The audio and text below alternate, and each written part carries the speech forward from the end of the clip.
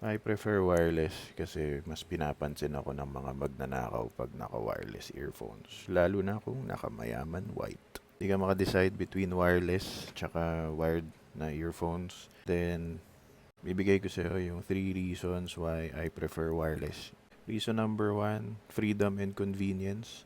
So dahil wireless tayo, hindi tayo natatakot na sumabit kung saan-saan. Hindi tayo natatakot na pag inangat natin yung ulo natin paglabas ng jeep, lilipad ang cellphone natin sa konkreto. Bagay na bagay ito para sa mga nagja-jogging, mahilig mag-gym, or madalas nagko-commute. Hindi mo na rin mararamdaman yung wire sa loob ng t-shirt mo na kumakaskas sa utong mong pawis na pawis. Reason number 2, Bluetooth multipoint.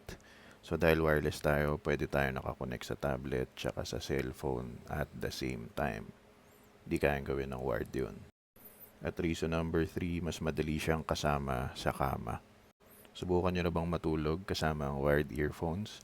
Pagising mo, sinasakal ka na. Ito, okay na okay. Lalo na sa mga taong hindi makatulog ng walang music, pero hindi pwedeng gumamit ng speaker. So yun lang ang top 3 reasons ko why I prefer wireless earbuds. Bonus tip para sa mga umabot sa dulo ng video,